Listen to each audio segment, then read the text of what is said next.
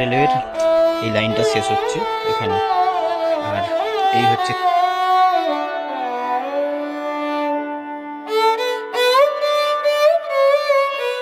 পশ্চিমবঙ্গের তথা ভারতের এক প্রান্তের রেলের লাইন শেষ হচ্ছে এইখানে, সেটা হচ্ছে শিয়ালদা হাসনাবাদ লাইন। শিয়ালদা হাসনাবাদ লাইনের আর একটু ওইদিকে গেলেই বাংলাদেশ বর্ডার, আর এইখানে হচ্ছে আমাদের পশ্চিমবঙ্গের ইস্টার্ন রেলওয়ের এই লাইনটা শেষ হচ্ছে এখানে। আর এই হচ্ছে শিয়ালদা হাসনাবাদ লোকাল, শিয়ালদা হাসনাবাদ লাইনের হাসনাবাদ স্টেশন দাঁড়িয়ে আছে হাসনাবাদ লোকাল। আমরা এখন এই হাসনাবাদ লোকাল ধরেই যাব আবার শিয়ালদার দিকে। এই হচ্ছে হাসনাবাদ লোকাল, এই হচ্ছে আমাদের পশ্চিমবঙ্গের রেল লাইনের শেষ প্রান্ত।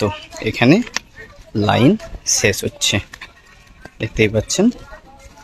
এই হচ্ছে স্টপ বানানো আছে, লাইন শেষ। এই হাসনাবাদ স্টেশনে 3টি প্ল্যাটফর্ম আছে। 3টি প্ল্যাটফর্মের মধ্যে 1 নম্বর প্ল্যাটফর্মে এই যে ট্রেন দাঁড়িয়ে আছে, এটা এখন শিয়ালদার দিকে রওনা দেবে। আর 2 আর 3 নম্বর প্ল্যাটফর্ম এখন খালি আছে। স্টেশনটা খুব 1 নম্বর প্ল্যাটফর্মটা পুরনো প্ল্যাটফর্ম, 2 নম্বর 3 নম্বরটা নতুন প্ল্যাটফর্ম। এই দুটো বানানো হয়েছে নতুন করে, তো তার জন্য এই যে বোর্ড নতুন, বসার জায়গা নতুন, সব কিছুই নতুন, একদম নতুনভাবে বানানো হয়েছে। আর ঠিক হাসনাবাদ স্টেশনটা যখন শুরু হচ্ছে তার ফ্রন্টে একটা রেল গেট আছে। রেল গেটটা যেটা এই 2 এলাকার মানুষজনকে এই রেল গেটের মাধ্যমে ক্রস করে যাতায়াত করে। আর তাছাড়া এইখান থেকে বাংলাদেশ বর্ডার খুব কাছে, নদী আছে, ইচ্ছেমতি নদী আছে, যেটা আমরা হাসনাবাদ স্টেশনের পরের স্টেশন টাকির একদম কাছেই ইচ্ছামতি নদী।